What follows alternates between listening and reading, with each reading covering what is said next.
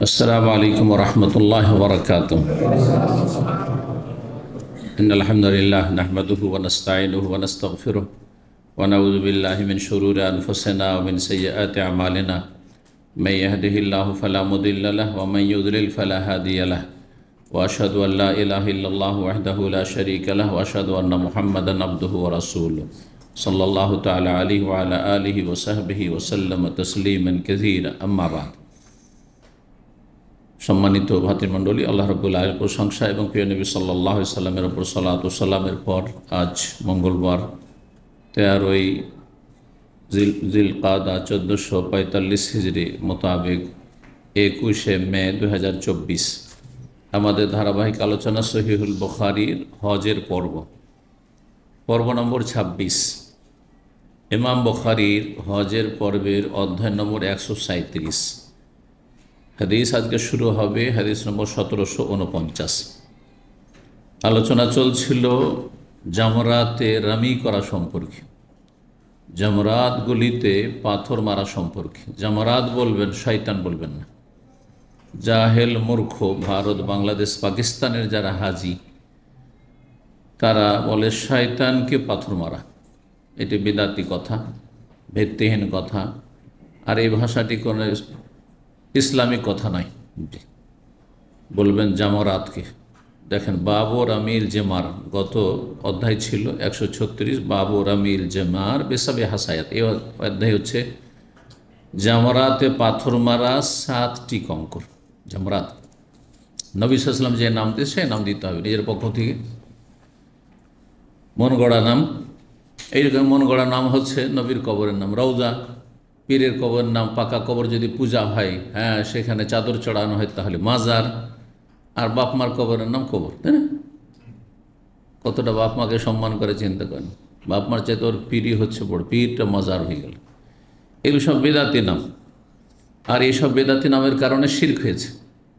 রওজা আর মাজার থেকে মনে করে যে ওখান থেকে কিছু পাওয়া যায়, শিরকের রাস্তা খুলেছে, কুফরের রাস্তা খুলেছে। আল্লাহ হিদায়াত দান করুন, জাতির অজ্ঞতা দূর করুন। তো শয়তানকে পাথর মারা বলবেন না, আপনি জামরাতকে পাথর মারা বলবেন।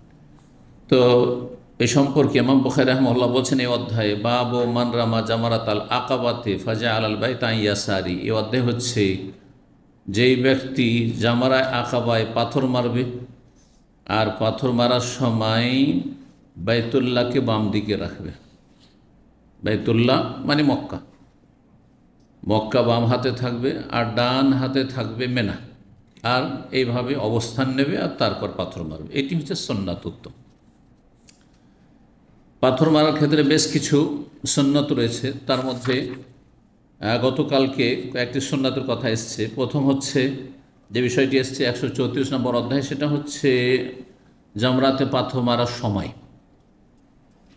10 তারিখে সূর্য ওঠার পর থেকে মারবেন সকালবেলা, আর 11, 12 আর 13 তারিখে যদি থাকেন সেটি উত্তম। তাহলে বাকি 3, 7, 21টি, 7টি 7টি করে 3টি জামরাতকে 11, 12, 13, 10 তারিখে শুধু কোন জামরাকে মারবেন? একটি জামরা, বড় জামরাকে, যেটি মক্কার দিকে। এটি আরেকটি মাসলা হয়ে গেল। তো পাথর মারার সময় 11, 12, 13 মাথার উপর থেকে সূর্য ঢলে যাওয়ার পরে, জাওয়ালের পরে এই বিষয়টি এসছে। তারপরে পাথর মারার ক্ষেত্রে সুন্নত হচ্ছে উপত্যকার মধ্যবর্তী স্থলে দাঁড়িয়ে পাথর মারা। যে জায়গাটি এখন সমতল হয়ে গেছে, কিন্তু সেটা বোঝার জন্য সহজ যে আপনি জামরাকে সামনে রেখে যখন কঙ্কর মারবেন, বাম দিকে কাবা মক্কা থাকবে আর ডান দিকে মেনা থাকবে। তারপরে জামরাতে পাথর মারবেন 7টির কমও না বেশি না। সন্দেহ হলে কমটা নিশ্চিত ধরে নেবেন। যেমন সালাতের ক্ষেত্রে নামাজের সন্দেহ, 3 রাকাত পড়লাম না 2 রাকাত পড়লাম, তাহলে 2টা নিশ্চিত আর 3টা সন্দেহপূর্ণ। সুতরাং কমটা ধর, ওই রকম 5টা মারলাম না 7টা মারলাম 6টা মারলাম, কমটা ধরবে। আর 7-এর বেশি মারা জায়েজ নয়। 7টি পাথর মারতেই হবে। জি, কিছু কিছু বিষয় সুন্নাত আর কিছু বিষয় ওয়াজিব, যেমন 7টি পাথর মারতে হবে, এটা ওয়াজিব। তারপরে 4 নম্বর সুন্নাত হচ্ছে যে যেটি বলে ফেললাম যে জামরাতে পাথর মারার সময় কাবাকে বাম দিকে রাখবেন আর মেনাকে ডান দিকে রাখবেন। 5 নম্বর হচ্ছে জামরাত পাথর মারার সময় তকবীর পাঠ করবেন, আল্লাহু আকবার, আল্লাহু আকবার তকবীর পাঠ করবেন। 6 নম্বর সুন্নাত হচ্ছে যে জামরায়ে কুবরা বড় জামরা, যেটি জামরায়ে কুবরা বড় জামরা বলা হয়, জামরায়ে আকাবা বলা হয়, এতে পাথর মারার পরে সেখানে থামবেন না, মেরে শেষ, থামবেন না, না ওখানে অবস্থান করবেন, থামবেন আর না ওখানে দোয়া করবেন। আর 11, 12, 13 তারিখে যে জামরায়ে উলা, প্রথম জামরা, দ্বিতীয় জামরা, এই দুটো জামরাকে মেনার দিক থেকে এসে যখন পাথর মারবেন, পাথর মেরে কি করবেন? দোয়া করবেন। দোয়া করা সুন্নাত।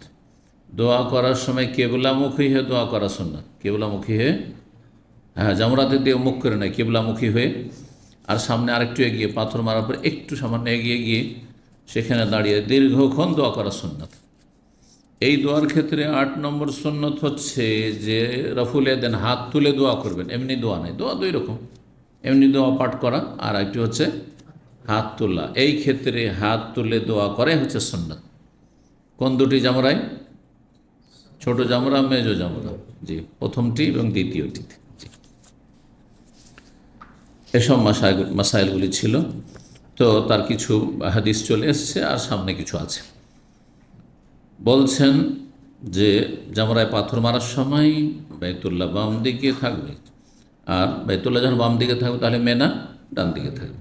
1749 নম্বর হাদিস, আব্দুর রহমান বিন ইয়াজিদ বিনুল আসওয়াদ, তিনি তাবি, বলছেন আন্না হাজ্জা মা ইবনে মাসউদ, তিনি হজ করেছেন আব্দুল্লাহ ইবনে মাসউদ রাদিয়াল্লাহু তাআলার সাথে। এখানে ইবনে মাসউদ আসলো, আর এর আগে একটি হাদিসে এসেছিল আবদুল্লাহ। তাহলে দুটো সমন্বয়ে বোঝা গেল যে এ আবদুল্লাহ, শুধু আবদুল্লাহ, তো সাহাবী তো মেলা আবদুল্লাহ ছিলেন। কোন আবদুল্লাহ? ইনি ইবনে মাসউদ। জি। ফারাহু ইয়ারমিল জামরাতাল কুবরা বিসাবি হাসায়, তাকে দেখলেন যে তিনি বড় জামরাকে পাথর মারছেন 7টি পাথর। ফাজা আলাল বাইতা ইয়াসারি, তখন বাইতুল্লাহকে বাম হাতে রাখলেন, ও মেনা ইয়ামিনে, মেনাকে ডান দিকে রাখলেন। সুম্মা কালা, তারপরে বলে হাযা মাকামুল্লাযী উনজিলাত আলাইহি সূরাতুল বাকারা, এটি হচ্ছে সেই ব্যক্তির অবস্থানের জায়গা যার প্রতি কি নাজিল হয়েছে? সূরা বাকারা। আর সূরা বাকারাতে হজের মাসাইল রয়েছে বলে গতকালকে বলেছি। 138 নম্বর অধ্যায় বলছেন বাবুন ইউকাব্বিরু মা কুল্লি হাসা। এই অধ্যায় হচ্ছে প্রত্যেকটি কঙ্কর মারার সময় কি করবেন? তাকবীর পাঠ করবেন। প্রথমবার শুধু বিসমিল্লাহ, ভালো কাজের জন্য। প্রতিবার বিসমিল্লাহ বলা বিদাত হবে। অনেকেই অজ্ঞত, বিসমিল্লাহ আল্লাহু আকবার, বিসমিল্লাহ আল্লাহু আকবার, বিদাত, বাড়াইলে বেদাত। তাকবীর পাঠ করবেন। কালা ইবনে ওমর, আব্দুল্লাহ ইবনে ওমর রাদিয়াল্লাহু তাআলা আনহু বলেছেন, নবী সাল্লাল্লাহু আলাইহি ওয়াসাল্লাম থেকে বর্ণনা করে এই মর্মে। জি। 1750 নম্বর হাদিস বলছেন ইমাম আমাশ সুলাইমান ইবনে মেহরান আল কুফি, তিনি বলছেন সামিতুল হাজ্জাজ, আমি হাজ্জাজ বিন ইউসুফ, গভর্নর জালেম, কুখ্যাত খুনি, বসরার গভর্নর ছিল, তাকে কোনো 1 বছর হজের দায়িত্বশীল বানানো হয়। মক্কায় হজের দায়িত্বশীল বানানো হয় সেই যুগের শাসক আব্দুল মালিক বিন মারওয়ানের পক্ষ থেকে। এই হাজ্জাজকে বলতে শুনেছি ইয়াকুল আলাল মেম্বারে, তিনি মেম্বারে চেপে বলছিলেন, যেহেতু তিনি শাসক সুতরাং তিনি খুতবা দেন। তখনকার যুগে জালেম খনি শাসক হইল উমাইয়া আমলে, তারা সমস্ত ধর্মীয় নেতৃত্ব দিত, দুনিয়ারও নেতৃত্ব দিত আর ধর্মীয় নেতৃত্ব দিত, মানে মসজিদের ইমামতি করতো, জুমা পড়াইতো, ঈদ পড়াইতো, হ্যাঁ, তারপরে হজের লিড করতো, মেনায়, আরাফায়, মুজদালিফা, সব জায়গায়। জি। আর তারপরে চলে গেল 132 পর্যন্ত উমাইয়াদের যুগ, আর তারপরে আসলো আব্বাসীদের যুগ। আব্বাসীদের যুগে আসার পরে অল্প কিছুদিন চলার পরে শাসকরা আরও বেশি ভোগবিলাসী হয়ে গেল। আগের শাসকগুলো জালেম খুনি, অন্যায় অত্যাচার করত আর শোষণ করত ইত্যাদি ছিল, কিন্তু তারা ধর্মীয় বিষয়গুলি নেতৃত্ব দিত, যদিও তাতে কিছু গাফিলতি, টাইম চলে যাচ্ছে। হ্যাঁ, সাহাবী স্মরণ করা ইবনে ওমর, এর আগে যেমন আলোচনা এসছে, যে যদি সুন্নত মতো আমল করতে চান তো তাড়াতাড়ি জোহর আসর পড়েন, হ্যাঁ, দেরি করিয়েন না, আরাফাতে ইত্যাদি। কিন্তু তারা তারপর নেতৃত্ব দিত, ধর্ম নেতৃত্ব। কিন্তু আব্বাসী যুগে আরও বেশি ভোগ বিলাসী চলে আসলো। বিলাসিতা এমন আসলো যে তারা দেখলো যে আমাদের এই মসজিদ সামলানো, টাইমে টাইমে গিয়ে নামাজ পড়ানো, যেমন তেমন কথা নয়। হ্যাঁ, টাইমে টাইমে ফজরে উঠতে হবে, আসরে উঠতে হবে, আর হ্যাঁ অ্যালার্ট থাকতে হবে নামাজ পড়াবার জন্য, মসজিদে হাজির হওয়ার জন্য, এগুলো আমাদের দ্বারা সম্ভব না। তখন বলল যে তোমরা ধর্মীয় কাজ আলেম আলমা তোমরা সামলে নাও, হাফেজ হ্যাঁ আলেমরা সামলে নাও, আর আমরা দুনিয়া সামলাই। এইভাবে কি হয়ে গেল, বা দিন দুনিয়া ভাগ হয়ে গেল, দিন দুনিয়া ভাগ হয়ে গেল। ভাগ হইতে হইতে এমন ভাগ হলো যে পশ্চিমারা যখন সারা পৃথিবী দখল করলো, বিশেষ করে ব্রিটিশ যখন দখল করলো, তখন হ্যাঁ প্রায় অধিকাংশ মুসলিমদের মগজে সেকুলারের ধর্ম নিরপেক্ষতা ঢুকিয়ে দিল। ধর্ম আলাদা আর দুনিয়া আলাদা, দুনিয়ার সাথে ধর্মের কি সম্পর্ক, ব্যবসা বাণিজ্য করবো, এখানে আবার হালাল হারামের কি আছে, হ্যাঁ ওদের কথাইগুলো। সুতরাং তাদের সুদী ব্যাংক না না না না সব জায়েজ, সব জায়েজ তাদের কাছে। তারপরে ধর্ম পার্সোনাল ব্যাপার, হ্যাঁ ধর্মের সাথে এর সম্পর্ক নেই, দুনিয়ার সম্পর্ক নেই। সুতরাং যারা মসজিদ মাদ্রাসা করছে, ধর্মকর্ম করছে, রাজনীতির কথা বলবেন না, এগুলো কথা ওখান থেকে এসছে, কিন্তু ধর্ম নিরপেক্ষতা থেকে এসছে। আর এমনকি শিক্ষা ব্যবস্থাও স্কুল আর মাদ্রাসা হয়ে গেল ভারত, বাংলাদেশ, পাকিস্তানে। স্কুল আর মাদ্রাসা, স্কুল মানে দুনিয়া পড়ো ওখানে, হ্যাঁ দিন নেই সেখানে, দিনের শিক্ষা নেই, আর থাকলেও নামকে আসতে হ্যাঁ বোকা বানাবার জন্য কিছুই শেখানো হয় না। আর দুনিয়া শিখো তো চলে যাও মাদ্রাসায়, চলে যাও, বুঝা গেছে, মাদ্রাসায় চলে যাও, কওমি মাদ্রাসা, দিনই শিখো, দুনিয়ার কিছু নেই। আর যদি বলে যে 50-50 কিছু এদিক কিছু ওই দিক, হ্যাঁ তাহলে আলিয়া মাদ্রাসা খুলে দেওয়া হলো সেই যুগে, ঢাকা আলিয়া, কলকাতা আলিয়া। এইভাবে কি করা হলো, দিন দুনিয়াকে একেবারে আলাদা করে দেওয়া হলো। আমাদের দেশের যা জানার শিক্ষিত তাদের অধিকাংশই 99% জন বললে একটু কমই হয়ে যাবে, 99 জন বললে কম হয়ে যাবে, 998-99 ইসলাম সম্পর্কে তেমন কিছুই জানে না, কিছুই জানে না, আকীদা জানে না, ইসলাম জানে, কিছুই জানে না। ইল্লা মাশাআল্লাহ ব্যক্তির চেষ্টায় যদি কেউ চর্চা করে, তার পরিবার ভালো, হ্যাঁ ব্যাকগ্রাউন্ড ভালো আছে, নিঃসক দুনিয়াদার হয়ে এরা এগিয়ে যাচ্ছে। আর তাদের কাছে দুনিয়া নেতৃত্ব, যার ফলে তাদের কাছ থেকে আর কিছু ভালো আশা করা যায় না। আর যারা মাদ্রাসায় পড়লো তারা দুনিয়ার তেমন কিছুই বুঝে না, আর বুঝলেও তারা অধিকাংশ গরিব, কারণ শিক্ষাকে ইনকাম সোর্স হিসাবে ধরে নেওয়া হয়েছে।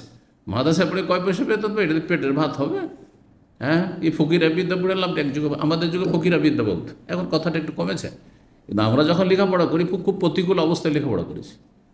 আমাদের আত্মীয় স্বজন সবাই শুধু এই করতো, বলতো আমাদের কি ফকিরি বিদ্যা পড়াইতে লাগলো তোমার আব্বা, হ্যাঁ এদিকে মামার বাড়ি গেলেও কিছু দুনিয়াদার আছে, এদিকে চাচাদের মধ্যেও কিছু বা আত্মীয় স্বজন বংশধর নিজের দুনিয়াদার, নিছক দুনিয়াদার আছে, যার ফলে যেখানে যায় এই ফকিরি বিদ্যা কেন পড়াইতে লাগলো তোমাকে, এই পড়ে লাভটা কি, সব কথা অনেক শুনেছি।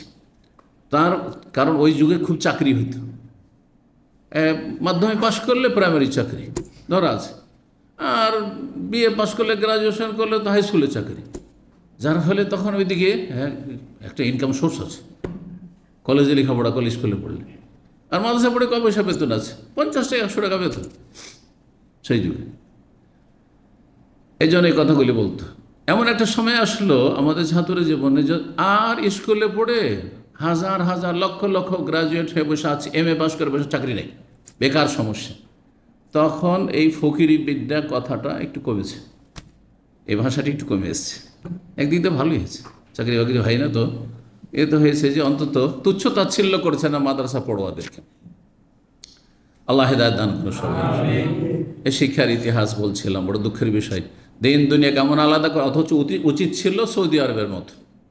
সৌদি আরবের ছিল ক্লাস 1 থেকে যেমন আকিদা, তৌহিদ, হাদিস, ফিকহ পড়ে, তেমনই তার সাথে রিয়াজিয়াত, ম্যাথমেটিক্স, হ্যাঁ ওলুম, সায়েন্স আর জিওগ্রাফিয়া, হ্যাঁ সবই পড়ছে, সেখানে সব পড়ছে।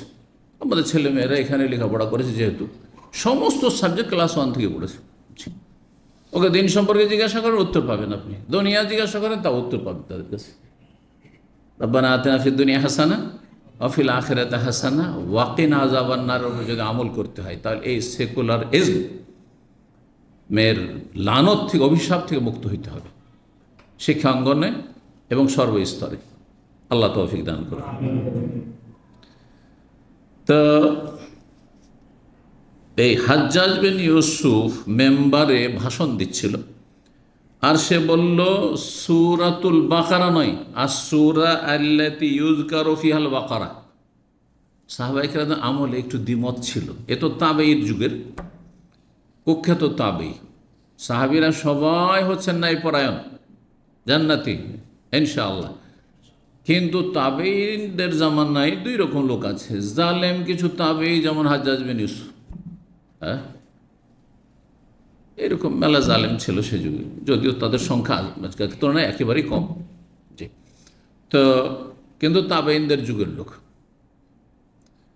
এই হিসাবে তাবেঈ, কিন্তু তাবেঈ ইহসান নয়, নিষ্ঠার সাথে তাবেঈ না। আল্লাহ সন্তুষ্টির কথা ঘোষণা করেছেন, ওয়াত্তাবিউনা লাহুম বিইহসান, যারা খুলুসিয়াতের সাথে, সদাচরণের সাথে, নিষ্ঠার সাথে তাবেঈ হইতে পেরেছে, অনুসারী হইতে পেরেছে সাহাবায়ে কেরামদের, রাসূলুল্লাহ সাল্লাল্লাহু আলাইহি ওয়াসাল্লাম। এমনকি এই যুগের লোকেরাও তাতে সামিল। প্রথম সারিতে তাবেঈন মানে প্রথম সারির তারা অনুসারী সাহাবীদের, রাসূলুল্লাহ সাল্লাল্লাহু আলাইহি ওয়াসাল্লাম। তারপরে আমরা যারা কোরআন সুন্নাহ অনুসারী আজকাল, তাদের উপর আল্লাহ বলেছেন রাদিয়াল্লাহু আনহু ওয়া রাদু আনহু। এটা শুধু ওই যুগে নয়, প্রতিটি যুগে সহিহ আকীদার এবং সহিহ মানহাজের অনুসারী যারা, তাদের সম্পর্কে কোরআনে ঘোষণা, এই ঘোষণাতে তারা শামিল। ওয়াত্তাবিউনা লাহুম বিইহসান, যারা নিষ্ঠার সাথে তাদের অনুসরণ করবে, সেটা প্রথম লাইনে হোক, ফ্রন্ট লাইনে হোক, সাহাবীদের পরে সরাসরি যাদের নাম তাবেঈ, বা তারপরে তাবেঈ হোক, অথবা তারপরে যুগে এই যুগে কিয়ামত পর্যন্ত। লা তাযালু তায়ফাতুম মিন উম্মতি, নবী সাল্লাল্লাহু আলাইহি ওয়াসাল্লাম, আমার উম্মতের একটি দল সব সময় যাহিরিন আল হক, সত্যের উপর, হকের উপর বিজয়ী থাকবে, তার প্রতিষ্ঠিত থাকবে।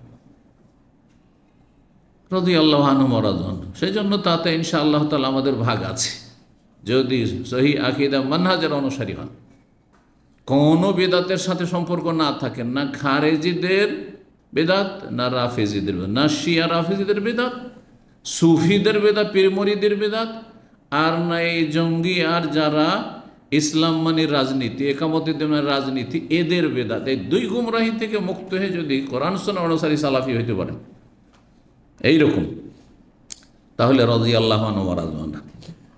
তো হাজ্জাজ বিন ইউসুফ ভাষণ দিচ্ছিল আর বলছিল যে আস-সূরা আল্লাতী ইউযকার ফিহাল বাকার, যেই সূরাতে গাভীর কথা উল্লেখ করা হয়েছে। সাহাবায়ে কেরামদের আমলে আর তাবেঈনদের আমলে এই বিষয়টাই দুটো মত ছিল। একদল বলছিল যে সূরাতুল বাকারা বলা যাবে না। সূরার বাকারা মানে কি? গরুর সূরা, গাভীর সূরা, হ্যাঁ, গায়ের সূরা। সোজা করতে তো গায়ের সূরা আবার কিসের? গাভীর সূরা। আপনি কোরআনের অবমাননা করছেন, এটা বেয়াদবি হয়ে যাচ্ছে, ঠিক না? যুক্তি। সূরা তো আলে ইমরান, আলে ইমরানের সূরা কিসে? আল্লাহর সূরা, কিসের আলে ইমরান সূরা? আজকাল কিছু ওইরকম আছে, কিন্তু হ্যাঁ, এটা বলা যাবে না। আরে ওই কথাটা ভাব অর্থ এটা না, না, কিছু কিছু বিষয় আছে, কিছু জাহিরি লোক আছে এরকম। তো তারা কি বলতো যে সরাসরি এভাবে বলা যায় সূরাতুন নিসা মানে মহিলাদের সূরা, এটা মহিলাদের সূরা না আল্লাহর সূরা। ওদের যুক্তি যে আল্লাহর সূরা মানে আস-সূরা আল্লাতী ইউযকারু ফিহান নিসা, এমন সূরা যে সূরায় মহিলাদের কথা আলোচনা করা হয়েছে বলতে হবে, হ্যাঁ, এইভাবে আর কি। তো একটি মত, আর একটি মত হচ্ছে অসুবিধা নেই, নবী সাল্লাল্লাহু আলাইহি ওয়াসাল্লাম বলেছেন এবং অধ্যায় কায়েম করেছেন, এই জন্য মুহাদ্দিসিনরা বিভিন্ন কিতাবে যে সূরাতুল বাকারা বলা যাবে। নবী সাল্লাল্লাহু আলাইহি ওয়াসাল্লাম বলেছেন, সাহাবীরা বলেছেন, খোলাফায়ে রাশিদিন বলেছেন। এত লম্বা সূরা আল্লাতী ইউযকারু ফিহাল বাকারা, আস-সূরা আল্লাতী ইউযকারু ফিহা কিসসাতু আলে ইমরান, হ্যাঁ, না, প্রয়োজন নেই। তা হাজ্জাজ এই পন্থী ছিল, বলছে এইভাবে বলতে হবে। ওয়াস-সূরা আল্লাতী ইউযকারু ফিহা আলে ইমরান, ওই সূরা যেই সূরা আলে ইমরানের ঘটনা বর্ণনা করা হয়েছে। ওয়াস-সূরা আল্লাতী ইউযকারু ফিহান নিসা, আর-সূরা আল্লাতী ইউযকারু ফিহাল মায়েদা, মায়ের দস্তরখানের ঘটনা বর্ণনা করা হয়েছে ইত্যাদি, এইভাবে আর কি। আনআম মানে আনআম মানে কি? গবাদি পশু। সূরাতুল আনআম গবাদি পশুর সূরা। ওদের বেয়াদবি হচ্ছে, ওদের যুক্তি ছিল। কালা ফাযাকারতু যালিকা লিইব্রাহিম, এই বিষয়টি আমি ইব্রাহিমের সামনে আলোচনা করলাম। একজন ফকিহ ফাকালা, তিনি বলেন হাদ্দাসানি আব্দুর রহমান বিন ইয়াজিদ, আব্দুর রহমান বিন ইয়াজিদের ছাত্র, তাবেঈ। তাবেই ছাত্র তাবেই, তাকে বললাম যে এইরকম বলছে, হাজ্জাজ বলছে সূরাতুল বাকারা বলা যাবে না, সূরাতুন নিসা সরাসরি বলা যাবে না ডাইরেক্ট। আব্দুর রহমান ইয়াজিদ, হ্যাঁ, তাকে বর্ণনা করেছে আন্নাহু কানা মা ইবনে মাসউদ রাদিয়াল্লাহু, তিনি ইবনে মাসউদ রাদিয়াল্লাহু তাআলার সাথে ছিলেন হিনা রামা জামারাতুল আকাবা, যেই সময় তিনি জামারায়ে আকাবায় পাত্র মারছিলেন। ফাস্তাবতানাল ওয়াদি, উপত্যকার মধ্যবর্তী স্থলে অবস্থান নিলেন, একবারে চলে গেলেন ওয়াদিতে, উপত্যকার নেমে গিয়ে নিচু জায়গায়, সেই জায়গা থেকে মারলেন। হাত্তা ইযা হাযাবি শাজারা, এমনকি যখন গাছের, হ্যাঁ, সামনে চলে গেলেন। হাজা ইউহাজি মানে বরাবর হওয়া, সামনাসামনি হওয়া, গাছের সামনাসামনি, এ তারা জাহাজ, গাছটাকে সামনে রাখলেন। ফারামা বেসাবে হাসায়াতিনা, 7টি কঙ্কর মারলেন। তাহলে সেখানে সেই সময় গাছ ছিল, এখন তার গাছ নেই। তো এই হাদিসকে যে যদি নিয়ে যে ফিট করার মধ্যে গাছ খুঁজেন, তো গাছ পাবেন নাকি? হ্যাঁ, 1400 বছর আগের কথা, কোথায় চলে গেছে? তখন গাছ ছিল।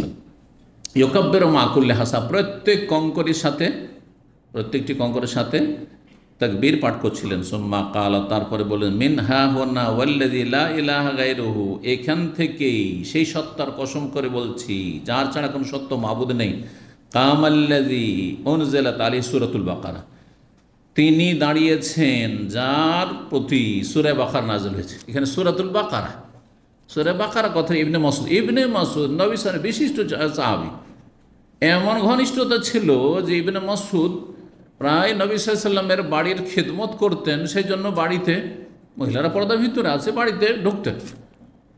তো অনেকে মনে করতে যে ইবনে মাসউদ মনে হয় নবী সাল্লাল্লাহু আলাইহি ওয়াসাল্লামের পরিবারের কেউ সদস্য, হ্যাঁ, এরকম মনে করতেন অনেকে। বাইরের যারা সাহাবী মাঝে মধ্যে কখন আসতেন চিনতেন না ইবনে মাসউদ, এরকম এত কাছের সাহাবী ছিলেন।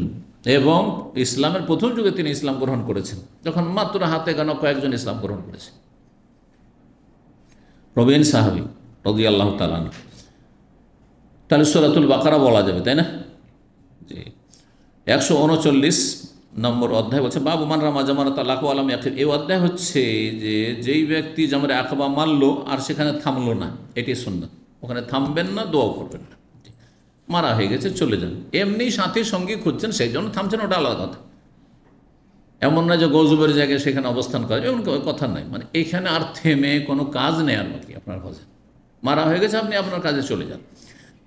কালাহ ইবনে ওমর, আব্দুল্লাহ ইবনে ওমর রাদিয়াল্লাহু তাআলা আনহু বলেছেন, বর্ণনা করে আনিন নবী সাল্লাল্লাহু আলাইহি ওয়াসাল্লাম থেকে। 140 নম্বর অধ্যায় বলছেন বাবু ইযা রামা, বাবুন ইযা রামাল জামরাতাইন ইয়াকুমু মুস্তাকবিলাল কিবলাতি ওয়া ইউসহিলু। এই অধ্যায় হচ্ছে যখন দুটো জামরায় মেরে নেবে, প্রথম জামরা এবং দ্বিতীয় জামরা, ছোট, প্রথমটিকে ছোট বলা হয় আর দ্বিতীয়টিকে উস্তা মানে মধ্যম বলা হয়। জি ঠিক আছে, উস্তা, জামরায় উলা, জামরায় উস্তা, আর তারপরে হচ্ছে জামরায় কুবরা, জামরায় উলা হচ্ছে সুগরা। তো যখন দুটো জামরা মারবে, প্রথমটি দ্বিতীয়টি, ইয়াকুমো, আর সেখানে দাঁড়াবে পাথর মারার পরে। কীভাবে দাঁড়াবে? মুস্তাকবিল আল কিবলা, কিবলামুখী হয়ে দাঁড়াবে, মক্কার দিকে মুখ করে। ওয়ুসহিলু, এবং সমতল ভূমিতে চলে যাবে, নিচু জায়গায় উপত্যকায় যে সমতল ভূমি সেখানে চলে যাবে।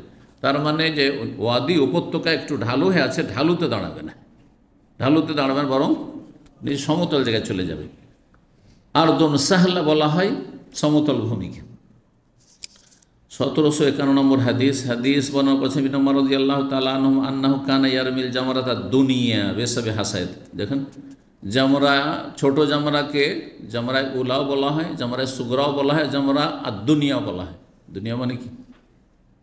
দুনিয়া মানে আপনার শুধু জানেন দুনিয়া, এই দুনিয়া না, দুনিয়া মানে নিকটবর্তী, দুনিয়া মানে নিকটবর্তী। জি, দুনিয়ার দুটো অর্থ হয়, কিন্তু এইখানে এই জামরার ক্ষেত্রে যে দুনিয়া বলা হয় মানে নিকটবর্তী। কোন দিক থেকে নিকটবর্তী? মেনার দিক থেকে, প্রথম আসলেই পাবেন যেটি, সেটি ছোট। তাহলে দুনিয়া মানে হচ্ছে সুগরা, ওলা প্রথমটি। আর পৃথিবীকে দুনিয়া কেন বলা হয়? এই দুনিয়া শব্দটির দুটো অর্থ রয়েছে। দুনিয়া দনুগুণ থেকে যদি হয় তো নিকটবর্তী, আর দুনিয়া যদি দানা আতন ধাতু থেকে তার উৎপত্তি হয়, প্রতিটি শব্দের একটা উৎপত্তি আছে, মাসদার আছে, উৎস আছে। দানা আতন মানে ঘৃণিত, নিকৃষ্ট, তো দুনিয়াতে দুটোই গুণ আছে, নিকটবর্তীয় আর নিকৃষ্ট। নিকটবর্তী কোন দিক থেকে? পরকালের তুলনায় দুনিয়া নিকটবর্তী। আগে দুনিয়া, তারপরে আখেরাত। এই জন্য দুনিয়া বলা হয়েছে। আখেরাত পরকালের তুলনায় এটা কাছে, নিকটবর্তী। কেউ যদি বলে যে না আমি দুনিয়াটা পরে নেব, আখেরাতটা আগে নেব, হবে নাকি? আগে দুনিয়া ভূমিষ্ঠ হইতে হবে, দুনিয়াতে আসতে হবে, তারপরে কর্ম করে পরকালে জান্নাতে যাওয়ার জন্য চেষ্টা করছো না জাহান্নামে যাচ্ছ, এটা দেখো। তুমি দুনিয়া হচ্ছে তোমার যেমন কৃষিকাজ করে তারপরে যেমন আপনি ফসল ফলাবার চেষ্টা করে তেমন না ফসল হবে, ঠিক এরকম। মজরাতুল আখেরা, আখেরাতের পরকালের এটা হচ্ছে ক্ষেত, খামার। আল্লাহ তৌফিক দান করুন। কি বলছিলাম? তাহলে দুনিয়া হয়ে গেল কাছে, আখেরাতের তুলনায়। আর দানা আতুন থেকে যদি দুনিয়া হয় তাহলে নিকৃষ্ট, আর দুনিয়া নিকৃষ্ট, পরকালের তুলনায় নিকৃষ্ট, তুচ্ছ। হ্যাঁ, দুনিয়া এই দেহ কি দুনিয়াতে থেকে যাবে, সরে যাবে, পচে যাবে, কিন্তু রূহ আল্লাহর কাছে চলে যাবে। অথচ পুরো সারা জীবনের মেহনত পরিশ্রম যা কিছু দুনিয়াদারি করছেন এই দেহের জন্য, হ্যাঁ, এই 3.5 হাতের জন্য। তো চলেন দেখা যাক হাদিস কি বলছেন। তিনি পাথর মারলেন কোথায়? আল জামরাতা দুনিয়া, মানে কাছের জামরাটিতে। বেসাবিহা 7টি কঙ্কর। ইউকাব্বিরু ইসরা কুল্লা, ইসরা মানে পরে, বাদা। প্রত্যেকটি কঙ্কর মারার পরে কি করেছেন? মানে কঙ্কর মারার সাথে আল্লাহু আকবার, সাথে এখানে পরে বলেছেন। কেউ বলেছেন যে আল্লাহু আকবার, আল্লাহু আকবার, এরকম আল্লাহু আকবার, এই জন্য ইসরা বলা হয়েছে। প্রত্যেক কঙ্করের সাথে সাথে বা পরে তাকবীর পাঠ করে সুম্মা ইয়াতাকাদ্দামু, তারপরে একটু এগিয়ে গেছেন, তাহলে সেখানেই দোয়া করা শুরু করবেন না। পাথর মেরে জামরাতে ওইখানেই দোয়া করুন, একটু এগিয়ে যাবেন। হাত্তা ইউসহিল, কোন জায়গায় এগিয়ে গেলেন? সমতল ভূমিতে। ফায়াকুমু, আর সেখানে গিয়ে দাঁড়াবেন। মুস্তাকবিল আল কিবলা, কিবলামুখী তিনি দাঁড়ালেন। ফায়াকুমু তাওয়িলান, দীর্ঘ সময় দাঁড়িয়ে দোয়া করে। এখানে লম্বা দোয়া করে সুন্নাত, 1 মিনিট 2 মিনিট 4 মিনিট না, দীর্ঘ সময়। তো দীর্ঘ সময় কাকে বলে? অন্তত 15 মিনিট 20 মিনিট এইরকম দোয়া করেছে। যদি আজকাল জটিলতা আছে, যদি দেখে যে আপনার 5 মিনিট হয়ে গেছে, আপনাকে ওই সিকিউরিটি সেখান থেকে দাঁড়াই দিয়ে দেবেন, হয়তো বেশি।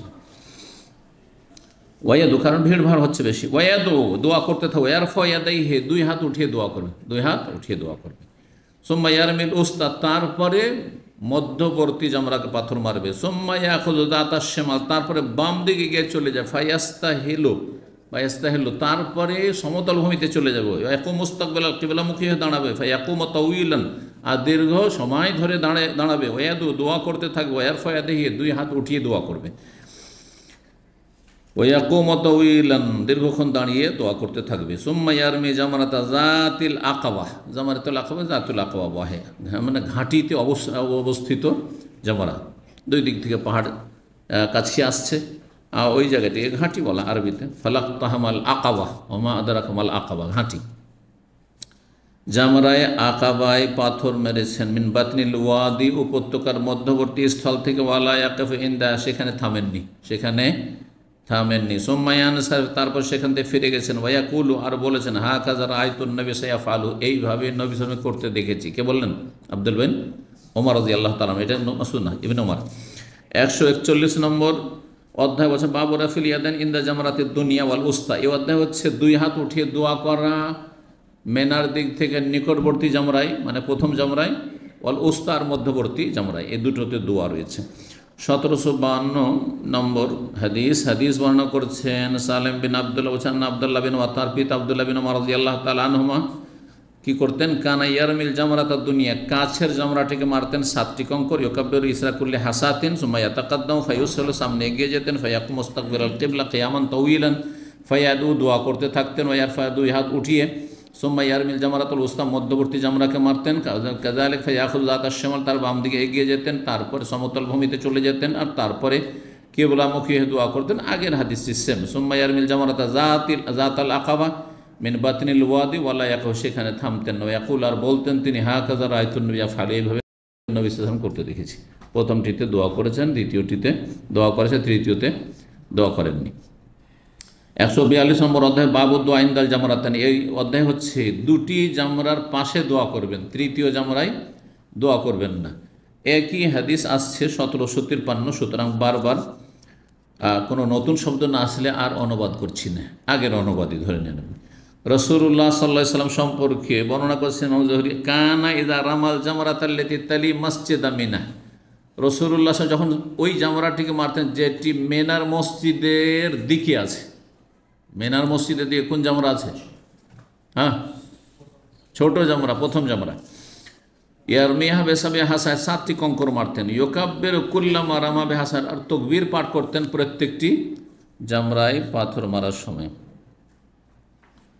তাকবীর পাঠ করতেন। সুম্মা তাকাদ্দামা আমামাহা, তারপর এগিয়ে যেতেন। আর ফাওয়াকাফা মুস্তাকবিল আল কিবলা, কিবলামুখী হয়ে দাঁড়াতেন। রাফিয়ান ইয়াদাহি, 2 হাত উত্তোলন করে দোয়া করতেন।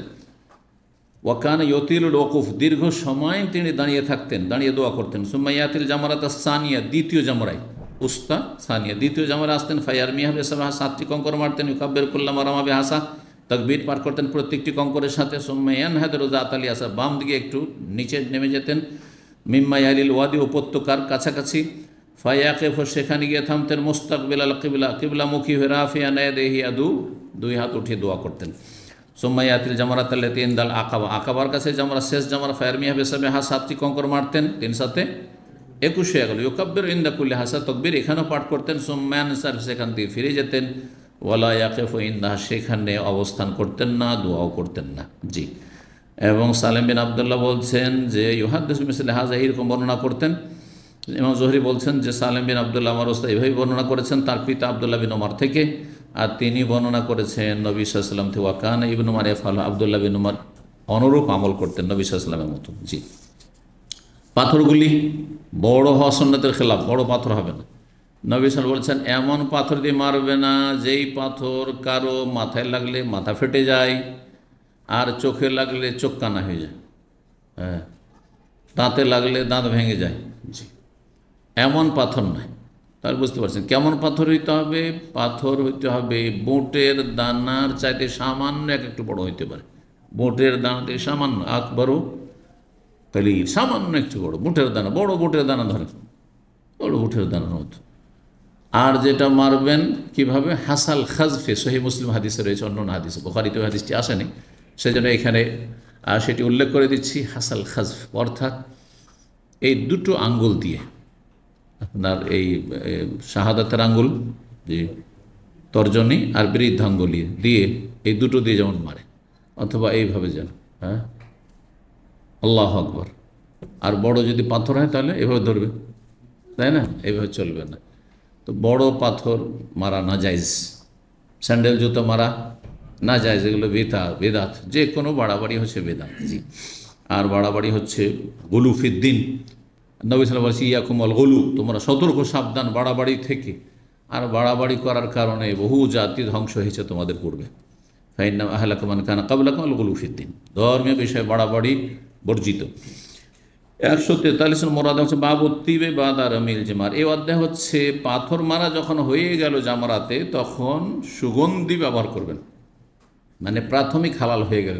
প্রাথমিক হালাল হলে সব কিছুই হালাল যা এহরাম অবস্থায় নিষিদ্ধ ছিল, এহরাম অবস্থায় যা নিষিদ্ধ ছিল তার সব কিছুই হালাল, একমাত্র স্ত্রী সহবাস ছাড়া। ওয়াল হালকে, মাথা মুন্ডন করা, সুগন্ধি লাগাবেন, মাথা মুন্ডন করবেন। কাবলাল এফাজা, তওয়াফ এফাজা করার আগে। তাহলে তওয়াফ এফাজার আগে যদি কি করতে হয়? মাথা মুন্ডন করতে হয়। তো মাথা মুন্ডন করলেন মানে যখন হালাল হয় প্রাথমিক, তাহলে কাপড় যদি বদলানো সম্ভব হইতো বদলে নেবেন, যদি কাপড় আছে তাহলে। আর কাপড় নেই, ধরেন এখন যেতে হবে যারা ওই এক্সটেনশন মেনাতে থাকছে, ওখান থেকে আরও 4 কিলোমিটার, 3-4 কিলোমিটার যেতে হবে, প্রায় 45 মিনিট লাগবে হেঁটে আসতে ওখান থেকে। আবার ঘুরে উল্টো দিকে 45 মিনিট আসবে, ততক্ষণে মক্কা পৌঁছে যাবে হেঁটে। তাহলে ওই এহরামের কাপড়ে যেতে পারে। কিন্তু ধরেন যে আপনার বেল্টের পকেটে আতর আছে, আতর লাগিয়ে নিতে পারেন, ভালো লাগেছে না, কাপড় বদলাতে না পারলে। যদি কাপড় বদলাতে পারেন তো গোসল করে পরিষ্কার পরিচ্ছন্ন হয়ে যাবেন, কারণ পরিষ্কার পরিচ্ছন্ন হওয়ার পরেই মানুষ সাধারণত আতর সুগন্ধি লাগায়, বোঝা গেছে না? জি। তো সেলাই করা কাপড় পরা সম্ভব পরে নেবেন। আর কেউ যদি না পারে তাতে কোনো অসুবিধা নেই, কিন্তু সে প্রাথমিকভাবে কি হয়ে গেছে, হালাল হয়ে গেছে। 1754 নম্বর হাদিস বর্ণনা করছেন আব্দুর রহমান ইবনুল কাসেম বিন মুহাম্মদ বিন আবি বকর।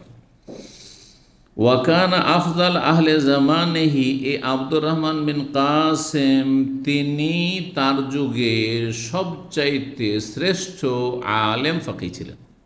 তাবেইনদের যুগের বা তাবেইনের যুগে, তার বাবা তাবে, এই জন্য তাবেইন বললাম। কাসেম বিন মুহাম্মদ বিন আবি বকর, আবু বকরের নাতি, ছেলের ঘরের নাতি মানে পোতা, তিনি বড় আলেম ছিলেন। কাসেম বিন মুহাম্মদ, উনি হচ্ছেন কাসেম বিন মুহাম্মদ, যিনি তাবেইনদের জামানার মদিনার 7 জন শ্রেষ্ঠ আলেমের অন্যতম। আর একজন হচ্ছেন মোহাম্মদ বিন কাসেম। আমাদের দেশের মানুষরা মোহাম্মদ বিন কাসেমকে বেশি চেনে, কারণ ইতিহাস একটু চর্চা করে হয়তো। আর ভারতে প্রথম জেহাদে গেছে, কে গেছে, কার নেতৃত্বে প্রথম জেহাদ হয়েছে সিন্ধু প্রদেশে? মোহাম্মদ বিন কাসেমের 18 বছর বয়স। এই জন্য বললাম যে মোহাম্মদ বিন কাসেম আলাদা মানুষ, আর কাসেম বিন মোহাম্মদ হচ্ছে আলাদা। তো কাসেম বিন মোহাম্মদের ছেলেও তার যুগে যুগশ্রেষ্ঠ আলেম ছিলেন। আফজাল জামানি মানে যুগশ্রেষ্ঠ তিনি।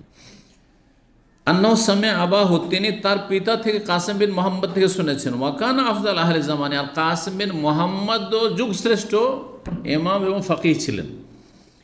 ইয়াকুলু, তিনি বলেন, সামিআতু আয়েশা রাদিয়াল্লাহু আনহা, আমি আয়েশা রাদিয়াল্লাহু তাআলা আনহার কাছে শুনেছি। আয়েশা রাদিয়াল্লাহু তাআলা আনহার সাথে কাসেম বিন মোহাম্মদের সম্পর্ক কি আত্মীয়তার? কে বলতে পারি দেখি?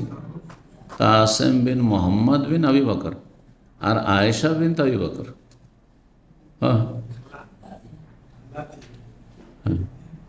সন্ত ভাইয়ের আয়েশা রাদিয়াল্লাহু তাআলা আনহার ভাই হচ্ছেন মোহাম্মদ বিন আবি বকর, ঠিক আছে? আর মোহাম্মদ বিন আবি বকরের ছেলে, তো ভাইয়ের ছেলে কে? হ্যাঁ, ভাইয়ের ছেলে নয়, মোহাম্মদ বিন আবি বকর। জি, কিন্তু মোহাম্মদ বিন আবি বকর একেবারে ছোট ছিলেন। নবী সাল্লাল্লাহু আলাইহি ওয়াসাল্লামের বিদায় হজের বছর তার জন্ম, কিন্তু মোহাম্মদ বিন আবি বকর। তো কাসেম বিন মোহাম্মদ বিন আবি বকর ওয়াকান আফজাল জামানি, তার পিতাও যুগশ্রেষ্ঠ ছিলেন। একুল, আমি আয়েশা রাদিয়াল্লাহু তাআলা আনহার কাছে শুনেছি, তাকুল, তিনি বলেন, তাইয়্যাবতু রাসূলুল্লাহ, আমি রাসূলুল্লাহ সাল্লাল্লাহু আলাইহি ওয়াসাল্লামকে সুগন্ধি লাগিয়ে দিয়েছি। তাহলে স্ত্রী স্বামীকে সুগন্ধি লাগিয়ে দেওয়া, তেল লাগিয়ে দেওয়া, এটা সুন্নাত, প্রয়োজন নেই, কিন্তু সবসময় নেই। আজকাল কিছু স্বামী আসবে না, ডেলি তেল মালিশ করতে হবে, রাত্রে বিছানে আসলে আগে তেল মালিশ করতে হবে, হাত পা টিপে দিতে হবে, এইগুলো বাড়াবাড়ি। আমাদের দেশের মহিলারা আসলে ন্যায্য অধিকার জানে না। যদি আরব দেশে কিছুদিন চলে আসে বা একটু ইসলাম পড়াশোনা করে, তারা সব জেনে নেবেন। আর আমাদের দেশের মূর্খ স্বামীরা চায়ও না যে বেশি ইসলাম জানুক। এক লোক ছিল এখানে আমাদের সেন্টারে, নাম বললে চিনে নেবেন, ওই জন্য নাম বলবো না, গীবত হয়ে যাবে। তো ও ওই 6 মাস পর একবার ফ্যামিলি নিয়ে বৃহস্পতিবারে ফ্যামিলি প্রোগ্রামে আসতো এখানে, যে আমাদের বৃহস্পতিবার বিষয়ভিত্তিক আলোচনা, তো ফ্যামিলির ব্যবস্থা আছে। তোকে একদিন জিজ্ঞেস করলাম যে কী ব্যাপার, আপনি এরকম আসেন না কেন, বা এসছেন একা কেন, বাচ্চারা কোথায়? তো বলছে যে অত বেশি ইসলাম শিখাইতে নাই, অত বেশি ইসলাম শিখাতে নাই। মানে কত বদ প্রকৃতির মানুষ থাকে যে স্ত্রীকে ইসলাম শিখতে বাধা দিচ্ছে, কারণ যদি ইসলাম জানে না তাহলে তার ন্যায্য অধিকার জেনে নেবে। আজকাল অনেক জালেম বাপ মা আছে, চাই না যে ছেলেমেয়েরা অত ইসলাম জানুক। হ্যাঁ, মেয়ে যখন জেনে নেবে যে বাবার মায়ের ধন সম্পদে আমার ভাইয়ের চাইতে অর্ধেক আছে, পুরো অর্ধেক, তার মানে আমার ভাই যদি 10 বিঘা পায়, আমি 5 বিঘা পাবো। ভাই যদি 2 কাঠা পায়, তো আমি 1 কাঠা পাবো। ভাই যদি 2টো দোকান পায়, তো আমি 1টা পাবো। ভাই যদি 2টো ফ্ল্যাট পায়, তো আমি 1টা পাবো। আমার দেশের জাহিল বাপ মা চাইবে না, কারণ এগুলো জানলে আবার ঝামেলা বাঁধিয়ে দেবে। ওরাও চাইবে না সব ছেলের জন্য, এই জন্য এরা জুতা খায় বেশি ছেলেদের কাছে। এই অসৎ লোকগুলি এই জন্য জুলমের শিকার, জালেম ছেলেদের কাছে, বুঝতে পারছেন না? ওই মেয়ের হক মারার কারণে। এই জন্য আমি সবসময় বলি যে ভারত, বাংলাদেশ, পাকিস্তানের অধিকাংশ মানুষ যারা নামাজিও, তারা মেয়ের হক মারার জন্য জাহান্নামে যাবে, বান্দার হক নষ্ট করার অধিকাংশ লোক, এমনকি অনেক আলেম আর বহু দাড়িওয়ালা। ধার্মিক তো বললাম, বেধর্মীদের কথা বললাম না, বেদিনদের কথা বললাম না। এদিকে বললাম দাড়ি মেয়েকে হক দেয় না, বোনকে হক দেয় না, শুধু ওই মাঠে ঘাটে এদিক সেদিক ওগুলো দিয়ে দিবে ব্যাস। হ্যাঁ, ভিটে মাটি না, সব ছেলের জন্য বরাদ্দ। হ্যাঁ, টাউন বাজারের জায়গা, রোড সাইডের জায়গা সব, হ্যাঁ, তারপরে বিল্ডিং, হ্যাঁ, সব হচ্ছে ছেলের জন্য। আল্লাহ এদের হেদায়েত দান করুন, নাহলে এদের নসিব খারাপ। নামাজ, রোজা, হজ, জাকাত কোনো কিছু করে জান্নাত পাবে না, কারণ বান্দার হক। এত সোজা মনে করেছেন আপনি, মনে করবেন সাদা সে তো ও জানে না, মাফ করে দেবে। আবেগের মাফে মাফ হবে? তো আল্লাহ জানছেন যে কী অন্তর নিয়ে মাফ করেছে, মজবুরিতে পারছে না, ঝামেলা করবে বাবের সাথে, মায়ের সাথে, জি, এইভাবে মাফ হয় না। জি, তো এই জন্য আমি বলেছি, যদি এক লোক প্রশ্ন করছে আমাকে জুমে যে আমার বোন নিতে চায় না, ভাগ নিতে চায় না, আমি বললাম যে আপনার বোন যখন এত উদারতা দেখিয়েছে, তো আপনি আরেকটু বেশি উদারতা দেখুন যে আমি নিতে চাই না, তুমি নিয়ে নাও সব। বলেন দেখি, কি বুঝলেন না? বুঝলেন না আমার ভাষা? বুঝলেন না? মানে আছে কোনো বান্দা আপনাদের মধ্যে যে বোনকে বলবে যে বোন আলহামদুলিল্লাহ আমি রোজগার যথেষ্ট করছি সৌদি আরবে, 10 বিঘা বাবার জমি আছে, 1 কাঠাও লাগবে না, তুমি সব নিয়ে নাও? হ্যাঁ, ফেরেশতা ছাড়া কোনো মানুষ পাওয়া যাবে না, ফেরেশতা ছাড়া মানুষ পাওয়া যাবে না, আমি কিছু লাগবে না। আর কেন বা বলবেন আপনি কিছুই নেবেন না, তো আপনার ছেলেমেয়ের যে হক নষ্ট করলেন, আপনি কেন বা নেবেন না? আপনাকে আল্লাহ ততটা না, তার বেশি নিয়েন না, তার বেশি নিলে তখন আপনি জালেম, আপনার যে অধিকারটা নেন আপনি। আল্লাহ হেদায়েত দান করুন আমাদের দেশের মানুষকে। তো কি বলছিলাম, হাদিস, রাসূলুল্লাহ সাল্লাল্লাহু আলাইহি সাল্লামকে আয়েশা রাদিয়াল্লাহু তাআলা আনহা আতর লাগিয়ে দিয়েছেন, বলছেন আমি আতর লাগিয়ে দিয়েছি বিয়াদাইয়া হাতাইন, আমার এই 2 হাতে, হাত দেখাচ্ছেন বিয়াদাইয়া হাতাইন, হিনা আহরামা, যাতে করে মানুষ সন্দিহান না হয় যে কি জানি। কারণ অনেকেই এহরাম বাঁধার আগেই এহরামের কাপড় পরে নিয়েছে, গোসলও করে নিয়েছে, আর উজুও করে নিয়েছে, তারপরে যদি আতর লাগাতে দেখে, অধিকাংশ আজকালকার হজ উমরাকারীরা আপত্তি করবে, করবে না? করবে না? কারণ বিদাতিরা জানেই না। একমাত্র কোরআন সুন্নাহর অনুসারী যারা দিন সম্পর্কে জ্ঞান রাখে, তারা এই আমলটি করে। আতর লাগাইলে গোসল করার আগে লাগাবে, গোসল করার পর ও গায়ে থেকে যাবে, কী জানি ওইটা আমার কাপড়ে লেগে যাবে। তিনি তো নবী সাল্লাল্লাহু আলাইহি ওয়াসাল্লাম বেশি বুঝতেন। গোসল করার পরে প্রস্তুত হয়েছেন, একবার ইহরাম পরে রেডি আছেন, আর তারপরে লব্বাইক উমরা বলবেন, তার আগে এখানে আতর লাগাচ্ছেন। এবার বোঝা গেছে? জি। হিনা আহরামা, এহরাম বাঁধার সময়, মানে এহরাম বাঁধার আগে, কিন্তু এহরামের কাপড়ে লাগাবেন না, কাপড়ে সরাসরি লাগাবেন। বলে হিল্লেহি, আর হালাল হওয়ার সময়, হিনা আহাল্লা, যখন তিনি হালাল হয়েছিলেন, কাবলা ইয়াতুফা, বাইতুল্লাহর তওয়াফ করার আগে, তওয়াফে জিয়ারা বা তওয়াফে ফাজার আগে আতর লাগিয়েছি আমি। তাহলে শেষে কখন আতর লাগানো চলবে আর এহরামের শুরুতে কখন আতর লাগানো চলবে, দুটো আমরা জেনে নিলাম। বোঝা গেছে না? 140 নম্বর অধ্যায় বাব ও তওয়াফিল ওয়েদা, এই অধ্যায় হচ্ছে বিদায় তওয়াফ সম্পর্কে, ওয়াদা বা ওয়েদা। আর এই দুটোই পড়া যায় আরবিতে, আর বাংলাতে ওইটাই হয়ে গেছে কি বিদায়। আরবিটাকে আমরা কিন্তু একটু বিকৃত করে বিদায় করে দিচ্ছি, কিন্তু শব্দ আরবি কিন্তু আমাদের। হ্যাঁ, বিদায় নিলাম, হ্যাঁ বিদায় দিচ্ছি, তো বেদা শব্দ থেকে এসছে। জি, শব্দটি কিন্তু আরবি। এটা হচ্ছে ভাষার বৈশিষ্ট্য যে কোনো ভাষা স্বয়ং সম্পূর্ণ না, ভাষা ভাষা থেকে ধার করে, এক ভাষা আর এক ভাষা থেকে ধার করে। কোনো ভাষা বেশি ধার করে আর কোনো ভাষা কম ধার করে, তার মধ্যে সবচেয়ে কম ধার করে আরবি ভাষা। বুঝতে পারছেন? রিচ ভাষাটাকে বলা হয় রিচ। রিচ মানে কি? ধনী। রিচ ল্যাঙ্গুয়েজ, ইংরেজির একটা টার্ম আছে, পরিভাষা আছে। কোন ভাষাকে বলা হয় সমৃদ্ধ? যে ধনী হবে সে ধার নেবে না, কথা বোঝা গেছে? বা যে সচ্ছল হবে, যদি ধনী না হয়, মনটা ধনী, তার মনটা সচ্ছল, তখন ধার নেয় না মানুষ। কিন্তু খাই অনেক টাকা আছে, খাই আরও বেশি, মানুষের ধার নিয়ে বড় ব্যবসায়ী হব, সে ধনী না, সে ফকির, তার অন্তরটা ফকির। জি, ইন্নামাল ঘেনা ঘেনা নফস, নবী সাল্লাল্লাহু আলাইহি ওয়াসাল্লাম বলেছেন। অন্তরের স্বচ্ছলতা, অভাবমুক্ততা হচ্ছে আসল সচ্ছলতা। তো বিদায় তফ বলছিলাম, বিদায় তফ করতে হবে। এখন আমরা শেষের দিকে চলে এসেছি হজের, তাই না? সব হজের কাজ প্রায় শেষ হয়ে গেল, পাথর মারা হয়ে গেল। তারপরে মেনায় 11-12 তারিখের রাত থাকা ওয়াজিব, 13 তারিখের রাত থাকলে ভালো। আর তারপরে তখন যখন বিদায় নেবেন মক্কা থেকে কী করতে হবে? হাজি সাহেবদেরকে বিদায় তওয়াফ করতে হবে, এটি ওয়াজিব, ওমরার ক্ষেত্রে নয়। ইবনে আব্বাস রাদিয়াল্লাহু তাআলা আনহু মতে বর্ণিত, তিনি বলছেন ওমেরান নাসু, হাজি সাহেবদেরকে, হাজি জনগণদেরকে নির্দেশ দেওয়া হয়েছিল। কার পক্ষ থেকে নির্দেশ দেওয়া হয়েছিল? যদি হাদিস আছে নির্দেশ দেওয়া হয়েছে লোকজনকে, তো কে নির্দেশ দিয়েছেন? রাসূলুল্লাহ। আর যদি রাসূলুল্লাহ সাল্লাল্লাহু আলাইহি ওয়াসাল্লাম বলে যে আমাকে নির্দেশ দেওয়া হয়েছে, তো কে নির্দেশ দিয়েছেন? ওমেরতু আন আসজুদা আলা সাবআতি আযম, আমাকে নির্দেশ দেওয়া হয়েছে 7টি হাড্ডির ওপর সিজদা করার জন্য। তাহলে কে নির্দেশ দিয়েছেন? আল্লাহ নবীকে নির্দেশ দিয়েছেন। আর আমাকে, আপনাকে ওমেরান নাস, হ্যাঁ, লোকজনকে, মানুষকে নির্দেশ দেওয়া হয়েছে আইয়াকুন আখিরু আহদিহিম বিল বাইত, সর্বশেষ সাক্ষাৎ যেন তার হয় বা তাদের হয় বাইতুল্লাহর সাথে, যদি হজ করতে আসে। ওমেরান নাস মানে হুজ্জাজ, হাজি সাহেবদেরকে নির্দেশ দেওয়া হয়েছে, কারণ প্রসঙ্গ হচ্ছে বিদায় হজের ঘটনা, যে সর্বশেষ সাক্ষাৎ যেন হয় তাদের বাইতুল্লাহর সাথে। ইল্লা আন্নাহু, সাক্ষাৎ মানে কি? শুধু একটু দেখে নেবেন, এক নজর চলে যাবেন? না, তওয়াফ করা। বাইতুল্লাহ তওয়াফ 7টা চক্কর দিতে হবে, 2 রাকাত সালাত আদায় করতে হবে, সাফা মারওয়া নয়। অনেকে কিন্তু ভুল করে, মনে করে যে সব সময় তো তওয়াফ করলে সাফা মারওয়া করি, তো বিদায় তওয়াফও সাফা মারওয়া। তো বিদায় তওয়াফে যদি সাফা মারওয়া কেউ করে, তো বিদায় তওয়াফ হলো না বিদায় সাফা মারওয়া হলো? বিদায় সাফা মারওয়া হয়ে গেল, তো বেদাত হয়ে গেল এটি। ইল্লা আন্না খুফিফ আনিল হায়েদ, তবে ঋতুবতী মহিলার জন্য হালকা করা হয়েছে।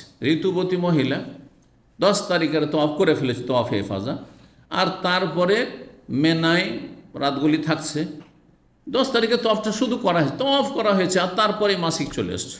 এখন মাসিক তো 6-7 দিন 8 দিন থাকবে। ধরেন লোকাল হাজি বা অনেক হাজির এসে, যারা প্রথম ফ্লাইটে এসছে, তাদেরকে 13 তারিখ 14 তারিখে ফ্লাইট, তাদের 14ই জিলহজে ফ্লাইট, তাহলে অতদিন পর্যন্ত থাকতে পারবে। ওরা 17-18 তারিখে হয়তো পাক হবে, তো বসে থাকবে না, কোনো প্রয়োজন নেই, চলে যাবে। মাফ করা হয়েছে ঋতুবতী মহিলা। ঋতুবতী মহিলাকে যখন মাফ করা হয়েছে, তাহলে এইরকমের নেফাস, কারো বাচ্চা ভূমিষ্ঠ হয়ে গেছে, পেটে বাচ্চা ছিল 9 মাস 10 মাসের, আর বাচ্চা ভূমিষ্ঠ হয়ে গেছে 10 তারিখের তওয়াফের পরে, তাহলে মাফ, একই হুকুম। 1756 নম্বর হাদিস, কাতাদা রাদিয়াল্লাহু তাআলা আনহু বর্ণনা করছেন, আন্না আনাস ইবনে মালিক রাদিয়াল্লাহু হাদাসাহু, আনাস মালিক রাদিয়াল্লাহু তাআলা হাদিস বয়ান করেছেন, আন্নান নবী সাল্লাল্লাহু যুহরা ওয়াল আসর ওয়াল মাগরিব ওয়াল ইশা, নবী সাল্লাল্লাহু আলাইহি সাল্লাম যোহর, আসর, মাগরিব, ইশা পড়লেন। কোথায় আর কখন, কোন তারিখে? তাহলে একটি হাদিস বোঝার জন্য প্রসঙ্গ বুঝতে হবে, যে আমরা তাহলে হজের শেষ দিকে, আর আলোচনা চলছে তাহলে হজের শেষ দিক সম্পর্কে। তো 13 তারিখে পাথর যখন মারা হয়ে গেল, 13 তারিখে পাথর মারা হয়ে গেল, মাথার ওপর থেকে সূর্য ঢলে যাওয়ার পরই পাথর মারা হয়ে গেল, তাহলে তার আগে জোহর নবী সাল্লাল্লাহু আলাইহি ওয়াসাল্লাম পড়েননি। আগে জোহর পড়েন, আগে কি করেছেন? পাথর মেরেছেন। পাথর মারা যখন, তখন মিনা থেকে বেরিয়ে গেলেন। মিনা থেকে বেরিয়ে গেলে প্রায় 1 কিলোমিটার আসলেই মুহাসসাব, যে মুহাসসাব নয়, ওই জায়গার নাম হচ্ছে মুহাসসাব। ওই জায়গার নাম হচ্ছে কি আরো, হ্যাঁ বলে গেলেন, হ্যাঁ আরও নাম আছে। তো মুহাসসাব নাম প্রসিদ্ধ। আর তারপরে হাসবা, আর তারপরে আর খাইফে বানি কেনানা, এই নামগুলি এসছে। তো এই মুহাসসাব নামক স্থানে নবী সাল্লাল্লাহু আলাইহি ওয়াসাল্লাম যখন পৌঁছলেন, ওখানে তার জন্য তাঁবু লাগানো হয়েছে, সাহাবীরা সেখানে অবস্থান। এদিক থেকে মদিনায় রওয়ানা দিতে সুবিধা। আপনাদের বাসগুলো গিয়ে এ মোয়াল্লার কাছে সোলাইমানে দিয়ে কেন থামছে? কেউ যদি প্রশ্ন করে এদিকে কেন আপনারা থামছেন, এদিকে বেশি সব নাকি? বিসমিল্লাহ দিয়ে কেন থামছেন না? আজিয়ার দিকে কেন থামছেন না? ওই আজিজিয়ার রাস্তার দিকে কেন থামছেন না? ওই জারওয়ালের দিকে কেন থামছেন? জেদ্দা রোডের ওই দিকে কেন থামছেন না? বিন লাদেন মসজিদের দিকে? তাহলে কি উত্তর দেবেন? এদিক থেকে বের হইতে সুবিধা, আমাদের ঢুকতে সুবিধা, বের হইতে সুবিধা। কারণ এই তাইফের দিক থেকে যখন ঢুকছেন, তখন প্রথম দিকে পড়ছে এই রাস্তাটি, পড়ছে মহল্লায় পড়ছে, আপনার জন্য সুবিধা। কথা বোঝা গেছে? তো তো নবী সাল্লাল্লাহু আলাইহি ওয়াসাল্লাম ওই জায়গায় অবস্থান এই জন্য করেছিলেন, এমন কোনো ফজিলত নয়, কিন্তু নবী সাল্লাল্লাহু আলাইহি ওয়াসাল্লাম ওখানে এই জন্য অবস্থান, আর এখানে অবস্থান করতে হবে এটিও সুন্নত, যার জন্য যেখানে সুবিধা। কিন্তু এখান থেকে মদিনা রওনা দেওয়ার জন্য রাস্তা সুবিধাজনক, এই জন্য। জি, তো বলছেন যে এইখানে পাথর মেরে এসে জোহর পড়লেন, আসর পড়লেন, মাগরিব পড়লেন, এশা পড়লেন, এমনকি অন্য রিওয়ায়াত রয়েছে যে ফজরও পড়েছেন। সুম্মা রাকাদা রাকদাতান বিল মুহাসসাব, তারপরে অল্প কিছুক্ষণ মুহাসসাব নামক স্থানে ঘুমিয়েছেন। রকুদ মানে ঘুমানো, নওম। ওয়া তাহসাবুহুম আইকাযা ওয়া হুম রকুদ, সূরা কাহফে রয়েছে। সূরা কাহফ কার মুখস্থ আছে? মাশাআল্লাহ। ওয়া তাহসাবুহুম আইকাযান ওয়া হুম রকুদ মানে কি? কি মানে? তাহলে হাফেজ মানে তো ক্যাসেট। ওই যুবকগুলিকে দেখলে মনে হইতো যে এরা জেগে আছে, জাগ্রত। আইকাজান, হ্যাঁ, আইকাজ মানে জাগ্রত। দেখ চোখ খোলা, মানে চোখ বন্ধ করে আছে, যে মরা মানুষ হয়তো। কারণ দীর্ঘদিন যদি চোখ বন্ধ করে পড়ে থাকে, হ্যাঁ, তাহলে কি মনে হবে? যে মরা মানুষ হইতো, তাই না? চোখ খোলা, কিন্তু অহম রকুদ, তারা ঘুমন্ত ছিল, ঘুমাচ্ছিল। রাখাদা রাখাদা তারা রকুদ, সব ঘুমিয়েছিল, চোখ খুলে। আচ্ছা, দীর্ঘ সময় ধরে যদি একই অবস্থানে মানুষ শুয়ে থাকে, তাহলে কি হবে? যারা রোগী, শয্যাশায়ী, তাদের পিঠে ফোসা নিয়ে নেয়, ঘা হয়ে যায়, এমনকি ইনফেকশনে মারাত্মক আকার ধারণ করে, হয় না? ওই জন্য ওয়ানুকাল্লিবুহুম যাতাল ইয়ামিন ওয়া যাতাশ শিমাল, আল্লাহ বলছেন একবার ডান দিকে কাত হচ্ছে, এবার বাম দিকে কাত হচ্ছে, হ্যাঁ, এইরকম। সুম্মা রাকিবা ইলাল বাইত, তারপরে ভোর রাতে চলে গেলেন বাইতুল্লাহ। ফাতাফা বিহি, আর বিদায় তওয়াফ করে আসলেন। একবারে শেষখানে গিয়ে বিদায় তওয়াফ করেছে, শেষখানে গিয়ে বিদায় তওয়াফ করেছে। অথচ সেখান থেকে, যে মুহাসসাব থেকে কাবা হচ্ছে মাত্র 3 কিলোমিটার বেশি হবে না, বুঝা গেছে না? 3 কিলোমিটার বেশি হবে না। তো এই 3 কিলোমিটার দূরে অবস্থান করছেন, জোহর পড়লেন, আসর পড়লেন, মাগরিব পড়লেন, এশা পড়লেন, হ্যাঁ, কিন্তু হারামে সালাত পড়ার জন্য গেলেন না। তারপরেও আজকাল মানুষ উপচে পড়ছে হারামে। তাই নবী সাল্লাল্লাহু আলাইহি ওয়াসাল্লাম এই নামাজগুলি যদি, চলো এখানে ক্ষমা থাকলো, চলো জোহর আসরটা পড়ে আসি, আবার না হয় কমপক্ষে মাগরিব এশাটা পড়ে আসি, যেমন আজকাল অনেকেই করছেন, যে হোটেলে থাকলাম, রোদে গেলাম না, চলো জোহর আসর মাগরিব এশাটা পড়ে আসি। এইরকম যদি নবী সাল্লাল্লাহু আলাইহি ওয়াসাল্লাম করে দিতেন, তো কত আরও মানুষ ভিড় করতো, আর মানুষের যেন কষ্টের কারণ হয়ে যেত, যে নবী সাল্লাল্লাহু আলাইহি ওয়াসাল্লাম জাননি। তাহলে বোঝা গেল যে এবাদতের কোয়ালিটি হইতে হবে। এবাদত আল্লাহর ঘরে করলেন, কিন্তু এইদিকে বিভিন্ন হারামে জড়িয়ে, নামাজ পড়ার সাথে সালাম ফিরে মোবাইল, ফেসবুকে কি আছে আর সোশ্যাল মিডিয়ায় কি আছে, সালাম ফেরার পরে আল্লাহর ঘরে হোক আর এখানে, আরে নামাজের সময় ছবি নিচ্ছে, তাওয়াফের সময় লেগে আছে। কিসের ইবাদত এগুলো? খেলতামাশা এগুলো। অধিকাংশ লোকের হজ উমরার অবস্থা এরকমই কোয়ালিটি।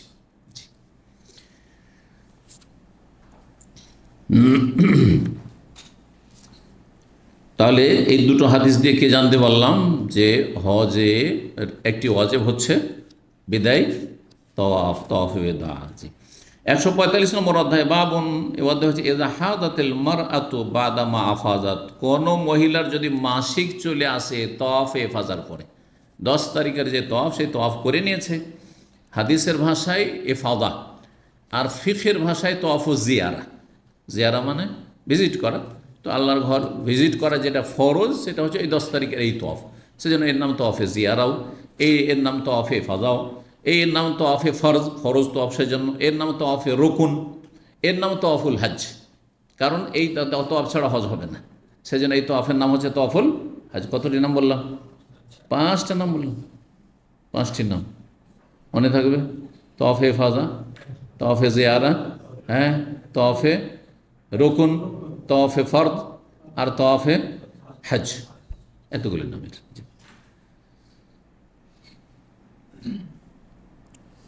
1757 নম্বর হাদিস, হাদিস বর্ণনা করেছেন মা আয়েশা রাদিয়াল্লাহু তাআলা আনহা, বলছেন আন্না সাফিয়াতা বিনতা হুয়াই হুয়াইর মেয়ে সাফিয়া রাদিয়াল্লাহু তাআলা আনহা জওজান নবী সাল্লাল্লাহু আলাইহি ওয়াসাল্লামের সহধর্মিণী আদাত, তার মাসিক হয়ে গেছিল। ফাযাকারতু যালিকা লিরাসূলিল্লাহ, তখন আমি এই বিষয়টি বর্ণনা করলাম রাসূলুল্লাহ সাল্লাল্লাহু আলাইহি ওয়াসাল্লামের সামনে যে সাফিয়ার তো মাসিক হয়ে গেছে। ফাকাল, তখন তিনি বললেন, আহাবেসা তো নাহিয়া, মাসিক চলে এসছে তার, এই অবস্থা এখনো হজের কাজ বাকি আছে, তাহলে সে কি আমাদেরকে বাধাগ্রস্ত করে মদিনা রওনা দিতে নাকি? তাহলে ওর জন্য আমাদেরকে 2, 4, 5 দিন 7 দিন এখন অবস্থান করতে হবে এখানে? হজের পরে পরে কিন্তু নবী সাল্লাল্লাহু আলাইহি ওয়াসাল্লাম 14 তারিখের সকালে রওনা দিয়েছেন, ফজর পড়ে সকালবেলাই রওনা দিয়েছেন। জি, রওনা দিয়েছেন। তো সে কি আমাদেরকে বাধাগ্রস্ত করবে তফ হেফাজা যদি না হয়ে থাকে? কালু, তখন সবাই বলল, ইন্নাহা কাদ আফাজাত, সে কিন্তু তফ হেফাজা করে ফেলেছে। 10 তারিখে যে তফ, যেটা রুকুন ফরজ, সেটা হয়ে গেছে তার। কালা, তখন বলে ফালা এজান, তাহলে আর অসুবিধা নেই। ফালা হারা যাইজান, তাহলে কোনো অসুবিধা নেই, আর আমাদেরও কোনো অসুবিধা হবে না, কারণ ঋতুবতী মহিলার জন্য বিদায় তওয়াফ মাফ, ডিসকাউন্ট। জি, 1758 এবং 1759 নম্বর হাদিস। হাদিসে যেহেতু সনদ দুটি আছে, সেই জন্য সনদকে কেন্দ্র করে 2টি নাম্বার করেছেন। বর্ণনা করেছেন ইকরামা বলছেন, আন্না আহলাল মাদিনাতে সালু ইবনে আব্বাস রাদিয়াল্লাহু আনহুমা আন ইমরাতিন তাফাত সুম্মা হাজাত। মদিনাবাসী আব্দুল্লাহ বিন আব্বাস রাদিয়াল্লাহু তাআলা আনহুকে জিজ্ঞাসা করল জনৈক মহিলা সম্পর্কে, যে তাওয়াফ করার পরে কি হয়েছে, তার মাসিক চলে এসেছে। 10 তারিখে তওয়াফ করার মাসিক চলে এসেছে। ক্বালা লাহুম তানফিরু, তখন তাদেরকে উত্তরে বললেন, হ্যাঁ সে চলে যেতে পারে, কারণ বিদায় তওয়াফ তার জন্য ওয়াজিব নয়। কালু লা নাখুযু বিকাউলিকা ওয়া নাদাউ কাওলা যায়েদ, আপনার কথা নেব না, আপনার কথা নিলে যায়েদ বিন সাবিতের কথা ছেড়ে দিতে হয়। আপনার কথা নেব না যায়েদ বিন সাবিতের কথা নেব? যায়েদ বিন সাবিত কোরআনে কারীমের লেখক, হ্যাঁ, বিশিষ্ট সাহাবী। আর যায়েদ বিন সাবিত ইবনে আব্বাসের তুলনায় বয়োজ্যেষ্ঠ, এ যুবক, একটা যুবক ছেলে, সঠিক কথা বলছে এই ছেলে হয়তো, হ্যাঁ। আর একজন মুরব্বী, দাড়ি লাল, ধরেন ও তার বিপরীত বলছে। কার কথাকে মানুষ গুরুত্ব দেবে? যে বয়োজ্যেষ্ঠ তার কথাকে গুরুত্ব দেবে। তো যায়েদ বিন সাবিত বয়স্ক মানুষ ছিলেন। তো বলছেন যে লা নাখুযু বিকাউলিকা, মদিনাবাসী ফতোয়া শুনে, ফতোয়া কি ছিল? যে একজন মহিলার মাসিক চলে এসছে, কিন্তু মাসিকটা কখন এসছে? 10 তারিখে তওয়াফ হেফাজা করার পরে। তখন ইবনে আব্বাস হুকুম বলছেন যে চলে যেতে পারে, চলে যাবে, তার আর থাকতে হবে না। তখন বলছে যায়েদ বিন সাবিত আপনার বিপরীত ফতোয়া দিচ্ছে, আর আপনি তো অল্প বয়সের মানুষ।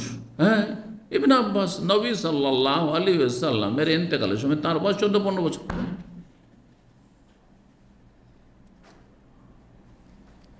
তো যায়েদ বিন সাবিতের কথা ছাড়বো আমরা। কালা, তখন বলেন, ইযা কাদিমতুল মাদিনা ফাসালু, তাহলে আমার কথা বিশ্বাস যদি না করে, তাহলে ঘটনা মক্কার ছিল, আর ইবনে আব্বাস মক্কায় থাকতেন প্রথম দিকে, আর তারপরে তায়েফে হিজরত করেছেন, তায়েফে ইন্তেকাল হয়েছিল, কবর তায়েফে আছে। মসজিদ ইবনে আব্বাস বলে একটি মসজিদ মশহুর রয়েছে। তো তাহলে মদিনা গিয়ে সেখানে অনেক বিশিষ্ট সাহাবাই কেরামগণ আছেন, ফাস আলু, সেখানে গিয়ে তাদেরকে জিজ্ঞাসা করি আমারটা ঠিক না তারটা ঠিক। ফাকাদিমুল মাদিনা, তখন ওই মদিনার লোকেরা, যে প্রতিনিধি সেখানে হজে গিয়েছিল, হজের মৌসুম ছিল, তারা মদিনা আসলো। ফাসা আলু, তারা জিজ্ঞাসা করলো অন্য সাহাবাই কেরামকে। ফাকানা ফিমান সালু, যাদেরকে জিজ্ঞাসা করে তাদের মধ্যে অন্যতম ছিলেন উম্মে সুলাইম রাদিয়াল্লাহু তাআলা। উম্মে সুলাইম হচ্ছেন আনাসের মা, আবু তালহার স্ত্রী, বুঝা গেছে না, যার নাম ছিল রোমাইসা। তাকে জিজ্ঞাসা করেন ফাজাকারাত, তখন তিনি এই ঘটনা বর্ণনা করলেন। হ্যাঁ, কি ফাজাকারাত হাদিস সাফিয়া রাদিয়াল্লাহু তাআলা আনহার হাদিস, যে সাফিয়ার কি এসেছিল, মাসিক এসে গেছিল 10 তারিখের তওয়াফ হেফাজা করার পরে। নবী সাল্লাল্লাহু আলাইহি ওয়াসাল্লাম যখন জানতে পারলেন, তখন বললেন যে ফালাই যান, তাহলে কোনো অসুবিধা নেই, হজের যেটা ফরজ সেটা আদায় হয়ে গেছে। 1760 নম্বর হাদিস, ইবনে আব্বাস রাদিয়াল্লাহু তাআলা আনহু বলেন, তিনি বলছেন, রুখিসা লিল হায়েজ, ঋতুবতী মহিলাকে ছাড় দেওয়া হয়েছে, আনতানফেরা ইজা আফাজা, যদি তওয়াফ হেফাজা করে নিয়ে থাকে তাহলে সে রওনা দিতে পারে, চলে যেতে পারে। 1761 নম্বর হাদিস, তিনি বলছেন, ওয়াসামিত ইবনে ওমর, আব্দুল্লাহ বিন ওমর রাদিয়াল্লাহু তাআলা আনহুমাকে বলতে শুনেছি, ইয়াকুল ইন্নাহা লা তানফিরু, আব্দুল্লাহ বিন ওমর ওইরকম বলতে, ইন্নাহা লা তানফিরু, সুম্মা সামিতু ইয়াকুলু বাদু ইন্নাহু রাখাসা লাহুন্না। আব্দুল্লাহ বিন ওমর রাদিয়াল্লাহু তাআলা আনহুমা প্রথম দিকে বিষয়টি জানা ছিল না, যার ফলে তিনি কি বলতেন, যে যার তফে এফাদার পরে মাসিক হয়ে গেছে, আর বিদায় তফ বাকি, সে অপেক্ষা করে যেতে পারবে না, লা তানফির যেতে পারবে না। সুম্মা সামেতুহু, তারপরে তার থেকে বর্ণনাকারী হচ্ছেন এইখানে তাউস, ইমাম তাউস ইবনে কায়সান, প্রখ্যাত তাবেঈ ছিলেন। তিনি বলছেন তারপরে তাকে বলতে শুনেছি যে ইন্নান নবী সাল্লাল্লাহু আলাইহি ওয়াসাল্লাম রাখাসাল্লাহুন্না, নবী সাল্লাল্লাহু আলাইহি ওয়াসাল্লাম ঋতুবতী মহিলাদেরকে ছাড় দিয়েছেন। তাহলে পরে তিনি মাসলা জেনেছেন। এত বড় বিশিষ্ট সাহাবীরা আগে এক ফতোয়া দিয়েছেন, পরে আর এক ফতোয়া দিয়েছেন। কেউ আপত্তি করেছে যে এটা কেমন হইল? হ্যাঁ, এত বড় সাহাবী, এত বড় আলেম, এত বড় জ্ঞানীগুণী মানুষ, একবার বলছে এইরকম, আর এক বলছে ওইরকম বলেছেন। আর তারা জ্ঞানী ছিলেন সেই যুগের মানুষ। কিন্তু আজকাল যদি আমি গত সপ্তাহে একটা ফতোয়া দিই, আর আজকে বলছে না ভাই, হ্যাঁ ওইটা ঠিক না, আজকে এটা বলছে যে কী, কিছু জানে, কিছু জানে? হ্যাঁ, কারণ জাহালাত বেশি, অজ্ঞ মানুষরা এলেমের কদর বুঝে না। আর তারপরে এই রোগের কারণে এই যে আমাদের যুগের মানুষরা কেউ যদি আগেরটা বলে, আমি আগে ভুল বলেছি যে আল্লাহ সর্বত্র বিরাজমান, হ্যাঁ, বরং আল্লাহ আরও সে, এই কথা যদি বলে, এতদিন কি ঘাস খেয়ে পড়েছিল? জনগণ কি বলবে? এতদিন ঘাস খেয়ে পড়েছেন? কি পড়েছেন মাদ্রাসায়? কি পড়েছেন এফজখানাতে? এত বড় বড় আলেম। জি, বাংলাদেশের বিশিষ্ট একজন বড় আলেম, লেখক, আর নাম চান তোর নামটা বলিয়ে দেবো, তার কাছে আমাদের আহলে হাদিস একজন বড় আলেম গিয়েছেন, আজকে থেকে প্রায় 30 বছর আগের ঘটনা। তারপরে গিয়ে বলছেন যে আপনারা যে বলছেন যে আল্লাহ সর্বত্র বিরাজমান, এই কথা তার তফসির আছে। এই যে তফসির মারুফুল কোরআন বাংলায়, তার লেখক তো বুঝেই নেবে, তাহলে অনুবাদককে? লেখক মুফতি শাফি পাকিস্তানের, আর তার অনুবাদক হচ্ছেন হ্যাঁ বড় একজন আলেম ছিলেন, খান সাহেব। চেনেন না? জানেন না? তাতেও যদি না চেনেন তো থাক। তো যাই হোক, রাহিমাহুল্লাহ, আল্লাহ রহম করেন, আল্লাহ ভুল ত্রুটি মাফ করেন। তারা জানার চেষ্টা করেছে কিনা আল্লাহ বুঝবেন। তো কথা হচ্ছে যে এগুলো কিন্তু বড় আকীদার ভুল। গিয়ে বলছে যে আল্লাহ তো বলছেন যে আরও সে আল্লাহ, হ্যাঁ, আর রহমান আরো সিস্তাওয়া, আরও সে, হ্যাঁ, আমিন তুমান ফিসামাই, যিনি আকাশে তার থেকে তোমরা ভয় করো না? তা আল্লাহ আকাশে, হ্যাঁ। আর তারা বলছে না আল্লাহর জন্য কোনো দিক নির্ণয় করে, দিক বলা যাবে না যে আল্লাহ উপরে, আল্লাহ সর্বত্র, কথা বলছেন। এত বড় গুমরাহি। তখন তিনি বলছেন তাই তো এতদিন বলে এলাম, সারা জীবন বয়স 60, 70, 75 হয়ে গেল, আর এখন কিভাবে বলবো যে না আগের কথাটি বলছি? বুঝতে পেরেছেন এটা কেন হয়েছে? কেন? আর ছোটোখাটো যারা মোল্লা মৌলবি, যেগুলোকে হুজুর বলছেন, মসজিদের ইমাম, এইগুলো তো বলতে হবে না। ভুল যদি একবার বলে দেয় তো তার মান সম্মানটা আগে, ও জাহান্নামে যাবে। কিন্তু মান সম্মান নষ্ট করবে না। এটা ভুল ফতোয়া দিয়ে তারপরের দিন বলছেন না আমি ভুল বলেছেন, মোটেই না, ভুলের ওপরে অটল থাকবে। কথা বোঝা গেছে? মিশামিশি বলে দেবে। দলিল বলছে বুখারীতে আছে, মুসলিম আছে, সব কিতাবে আছে। হ্যাঁ, দেখেছি এরকম। যখন হাতে নাতে ধরা হয়েছে যে কোথায় কোন হাদিসের কিতাব বের করে দেয়, তখন ভুল স্বীকার করেছে। যখন কোরআন সুন্নাহ আলেমের পাল্লাতে পড়েছে, বুঝছেন না কেন এটা হয়েছে? কারণ জনগণ মনে করে যে মাদ্রাসা পড়ে নিয়েছে ও ফেরেশতা হয়ে গেছে, ভুল করে না, ভুল ফতোয়া হইতে পারে না। এই জন্য আবু হানিফা ভুল করতে পারে না, শাফি ভুল করতে পারে না, মালিক ভুল করতে পারে না, আহমদ ভুল করতে পারে না। 4 মাযহাব 4টাই ঠিক, ওটা 4টাই ঠিক, ওটা এক ইসলামকে 4 ইসলাম বানিয়ে দিল। কথা বুঝতে পেরেছেন? মুশকিল তো এখানে। যেখানে আব্দুল্লাহ বিন ওমর, যায়েদ ইবনে সাবিত, যায়েদ বিন সাবিতের ফতোয়া ভুল না? ভুল কি না? ভুল। ইবনে আব্বাসের ফতোয়া ঠিক, যায়েদ বিন সাবিতের ফতোয়া ভুল। তারপর আব্দুল্লাহ বিন ওমরের প্রথম ফতোয়া ভুল ছিল, নিজেই তিনি কী করেছেন, প্রত্যাহার করেছেন, রুজু করে ফিরে এসছেন। তাহলে চিন্তা করুন তো দেখি। তাহলে মানুষ মাত্রে ভুল হতে পারে, যতই বড় ইমাম হোক আর আলেম হোক না কেন। আজকে একটি কথা ইমাম আবু হানিফা রাহিমাহুল্লাহ বলছেন, আজকে আমরা একটা কথা বলি, কালকে আর একটি বলি, সেই জন্য আমাদের অন্ধ অনুসরণ করিও না। ইমাম শাফি এরকম বলেছেন, ইমাম মালিক বলছেন ইন্নামা আনা বাশারুন উখতি ওয়াসিফ, আমি মানুষ, ভুলও বলি ঠিকও বলি। ফাইদা ওয়াফাকাল কিতাব ওয়াস সুন্নাহ, কোরআন সুন্নাহর পক্ষে হইলে নেবেন, দলিলের পক্ষে হইলে। আর মাল্লাম ইয়াফিকুল কিতাব ওয়াস সুন্নাহ, কোরআন সুন্নাহর খেলাফ যদি হয় ফাতরুকু, ছেড়ে দাও, ছেড়ে ফেলো। আল্লাহ হেদায়েত দান করুন। তো এই ছিল হাদিস। আর তারপরে একটি লম্বা হাদিস আসছে এই অধ্যায়ের, সুতরাং সেটা আজকে রেখে দিচ্ছি। আর আগামীকালকে ইনশাআল্লাহ তাআলা আমাদের এই হজের পর্ব দীর্ঘ সময় ধরে যে চলে আসছে ইনশাআল্লাহ শেষ হয়ে যাবে 27টি পর্বে। আর তারপরে ওমরার পর্ব আসবে 2-3টি ওমরার পর্ব হবে হয়তো, বা তারও বেশি হবে। জি, তো ইনশাআল্লাহ ওমরা, আর তারপরে ইনশাআল্লাহ আর কিছু মাসাইল আসবে, আর তারপরে শেষ মদিনার ফাজাইল দিয়ে আমরা ইনশাআল্লাহ হজের আগে আগে এই সমস্ত পর্বগুলি হজের সাথে সম্পর্কিত, ওমরার সাথে সম্পর্কিত যতগুলি পর্ব রয়েছে, হাদিস রয়েছে, আমরা শেষ করতে পারবো। আল্লাহ যেন কবুল করেন, তৌফিক দান করেন, এবং দিনের আমাদের খাদেম হিসাবে আল্লাহ কবুল করেন, ইখলাস দান করেন।